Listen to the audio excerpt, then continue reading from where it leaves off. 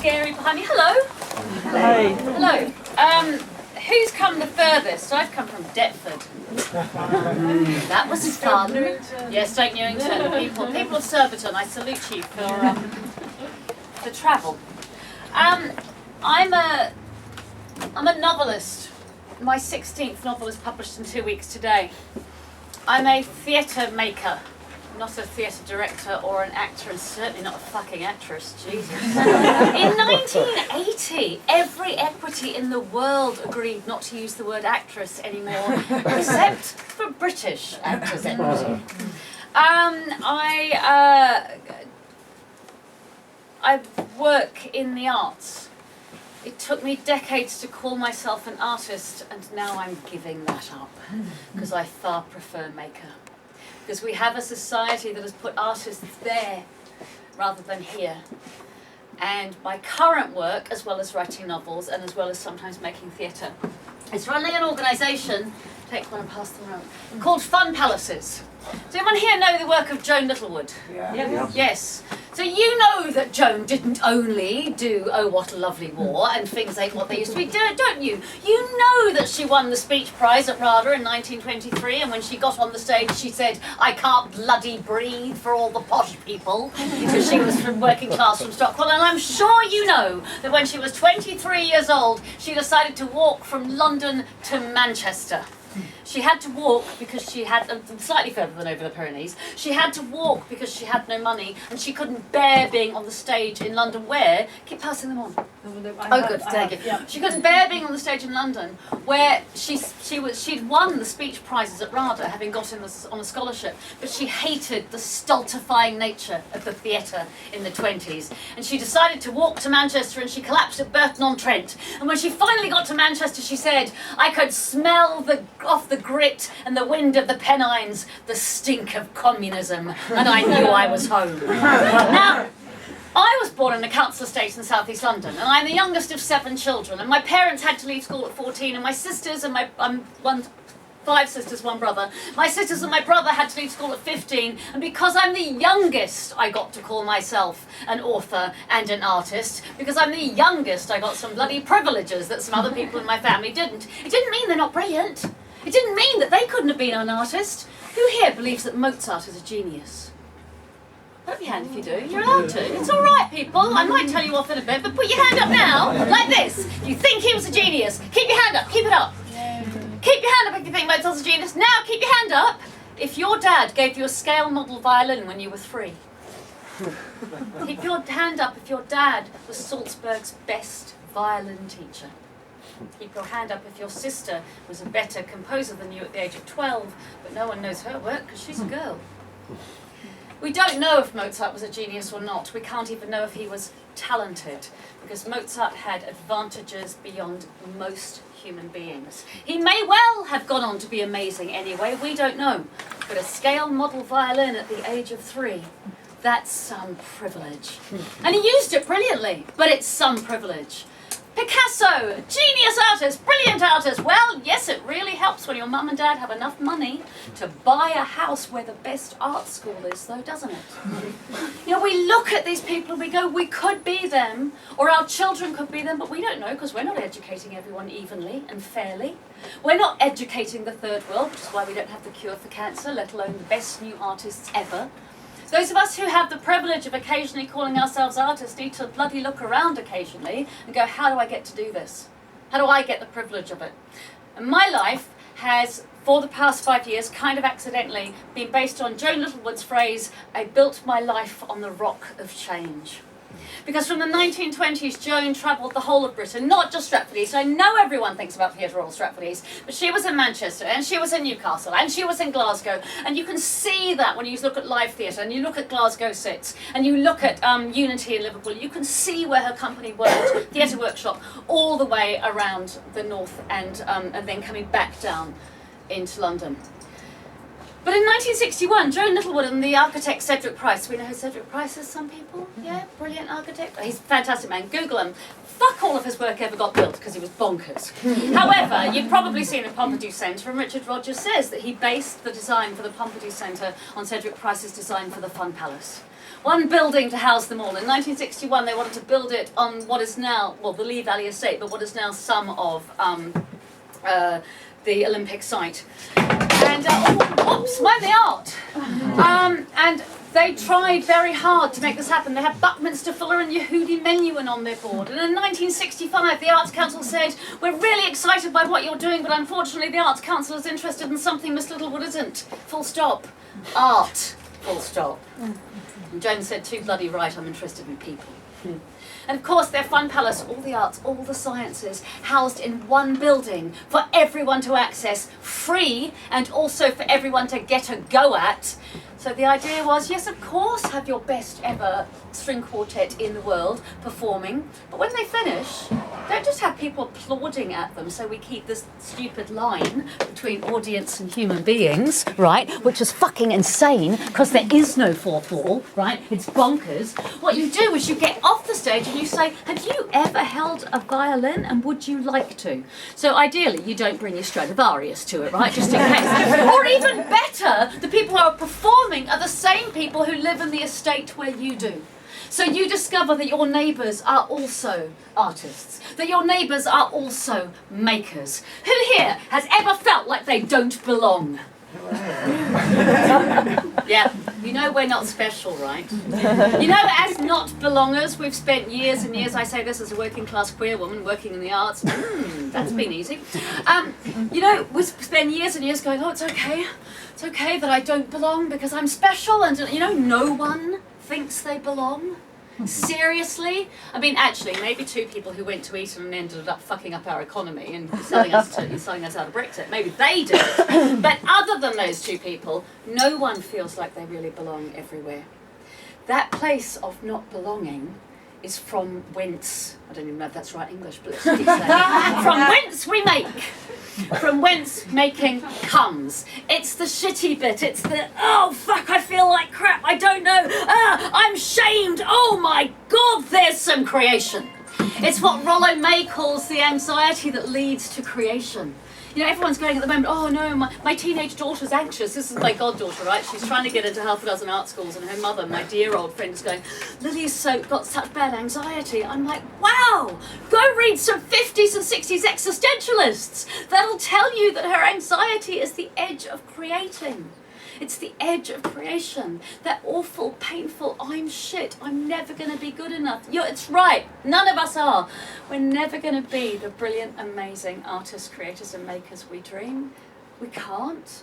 Because if we could do that, we'd have to die now, because we would have achieved enlightenment. Right? But we can keep trying.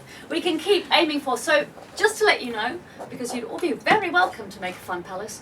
Fun Palaces last year supported 362 communities and organisations on lovely spaces like this around the country. Not with money, because we haven't got any. No, seriously, we have no core funding. We started doing this just 2 days a week for the hell of it, me and my co-director. The Arts Council gave us a tiny bit of money, we spent it, and we have no core funding, none at all. And last year, 362 Fun Palaces happened around Britain, led by 13,000 local people, some of them professional artists and scientists, some of them professional tech and digital people, some of them people just passionate to share. See, when that happens, so it's really exciting. When that happens, so I have a shamanic friend, right? And he says, when you're saying something and you hear a noise, it would normally have been the owl.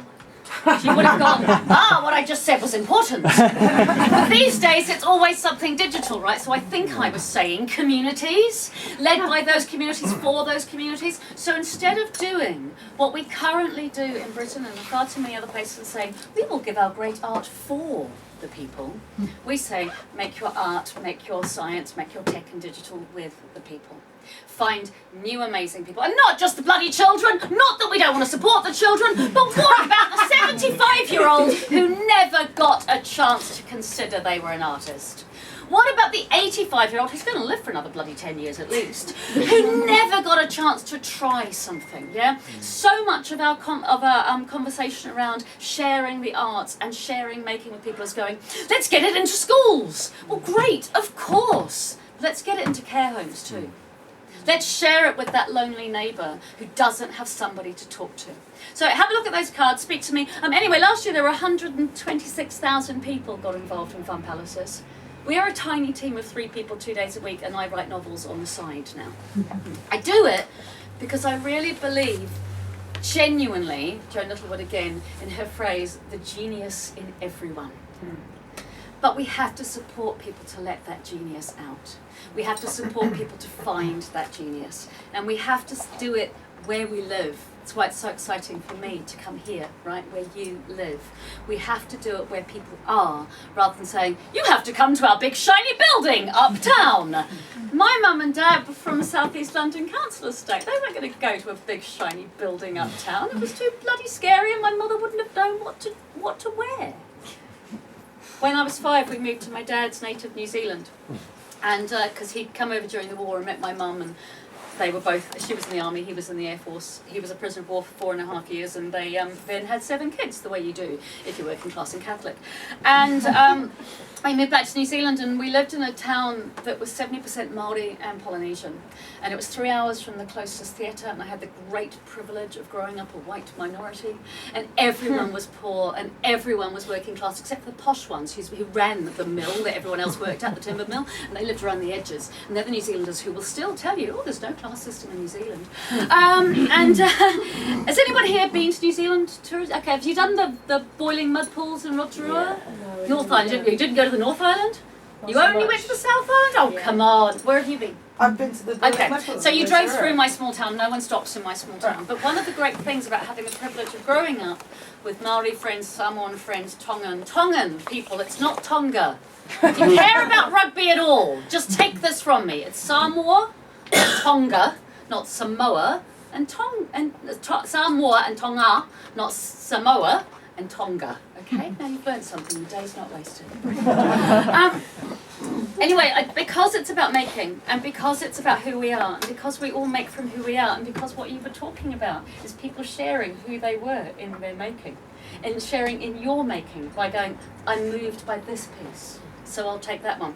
This is how somebody would introduce themselves at a formal or informal greeting and event in Māori. You would say, you take a breath and pay attention to where you were. And then you would say, as I said, I was born in South London and I grew up in small town New Zealand. Ko Shooters Hill, ko Pohataroa, ngā moanga. Shooters Hill and Pohataroa are my mountains. Ko Thames, ko Waikato, ngā awa. The Thames and the Waikato are my rivers. Ko Shore Savile Southern Cross, te waka. The waka, the canoe that my family got to New Zealand on was the Shore Savile Southern Cross. One-way tickets, took my parents ages to save them up, and we were in the hold, no lovely cruising for us. When we got off the ship in Wellington, my dad literally had sixpence in his pocket because he didn't know that you had to buy things on the ship. He had no idea they arrived with sixpence. Because I spent so long in the theatre, I now have put my mimed sixpence away. Christ. And having said those things, and a lot more besides, where you would name your family and who they were, then finally you would say, ko Stella Duffy, taku ingoa. You wouldn't start with who I am and what I do, as we do. You would start with what your land is, what your river is, how your people got there. And for me, what my land is and how my people got me there got me to here too. So the reason I am now, having been a full-time writer for years, a part-time writer in order to do this other work, is because I'm really passionate about it. I love that we're here and you're doing this, that your passions are on the walls and around us and part of what we're doing. I believe that a writer's centre worth any of its salt ought to be reflecting back to people what they're doing so that we can have those conversations. And before I go, because what I do is write words and talk words, I'm going to give you the option of one 4-page reading, so 4 minutes, or one 2-page reading, so 2 minutes. The 4-page one is cheerier, the 2-page one is darker. What do you want? Darkness. In terms of making, right? Those of you who are working on your novel or your screenplay or your play or your poem and it's not working, maybe it's in the wrong form. Yeah? Sometimes we try, your painting might want to be an installation. Your story might want to be a film. Sometimes we bang our heads against the brick wall of form rather than letting the story show itself to us. For me, this book, I tried to make it into a radio play for 3 years, believing it was a radio story. And I've written quite a bit of radio, and I've had commissions for radio stories, and I really believed it was. But no one ever bought it, and it wouldn't come. And then I wrote it as a book, and it took 4 years. In that time, I had my second big cancer, and we started Fun Palaces, and it took bloody ages. And I got £8,000 for it, and it took me 4 years. I know would-be novelists in the room. I know. You still believe that lie from the 1990s that people can sell 3 chapters and a synopsis and get £100,000. Not anymore! And even then, most of us didn't do that in the 90s. Anyway, I mean, some people still do, but it's not about that, right? It's about telling your story. The story wanted to be told, and it wanted me to tell it, otherwise I wouldn't have kept doing it and trying. And then they gave me a beautiful cover.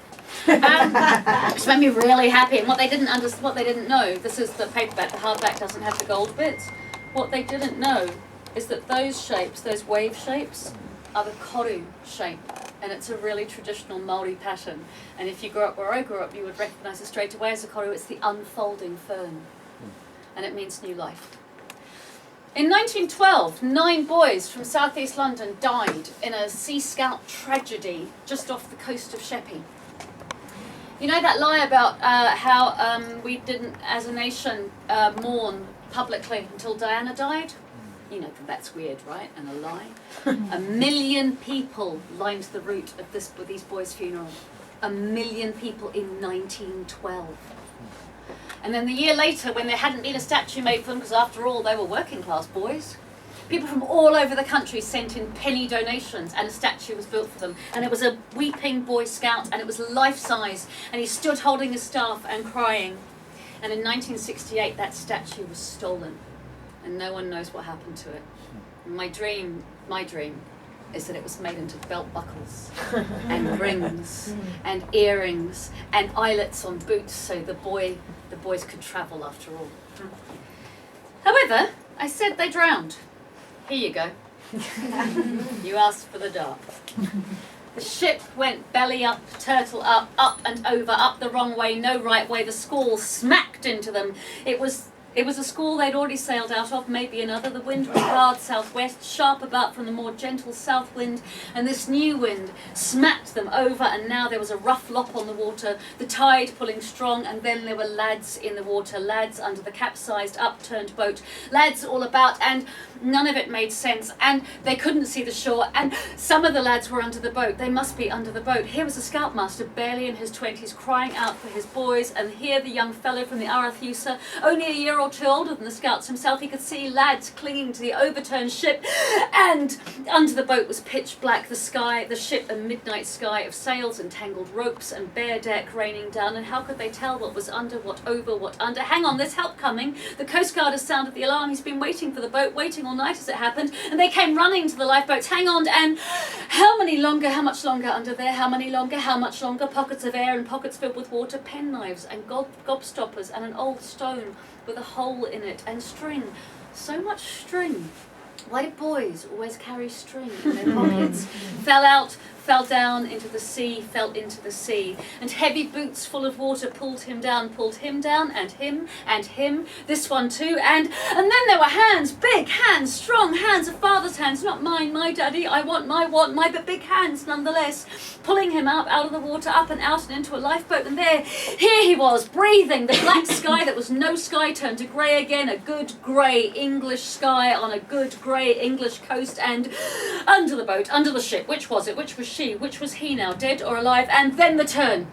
She righted herself, the Arethusa right upright, standing in the water in which the boys were sinking, pockets filling. She was made for this, made to turn upright again, a training vessel. She was a good girl in the water, a better girl on the water, so many boys in the water, and the lads who'd been hanging on, just hanging on to the upturned hull, were thrown off and up and back and down, so far down, and drown. Don't drown, breathe, you're safe now in the lifeboat. Now here you are, lad, there you are, boy, spit it out, there's a good lad, there's the way. And salt water and bile spewed from his throat, and it burned a good burn, retching up the sea he had swallowed, and the sea was swallowing them, one after the other. The man was in a heavy coat, too heavy for the water. He tried to take it off, to pull his arms out of it. Eventually his effort was rewarded, and the old great coat floated free, leaving him able to dive for boys, small South London boys with not enough good green vegetables and rich red meat and strong fresh air to make them big and robust, like the country lads he was used to working with, the seaside lads who swam this coast 9 months out of 12. He was diving for lads, an oyster catcher, catching boys, lost boys. And it didn't stop. The wind, the sea, the waves, the grey, the water, the sky and the sea together. The water, it didn't stop, flowing into eyes, ears, nose, mouth. The water flows and pulls, tugging its shirt sleeves. Let me in, can I come in? Please, can I come in? I'm coming in. Hungry water, angry water, and it didn't stop. Thank you very much.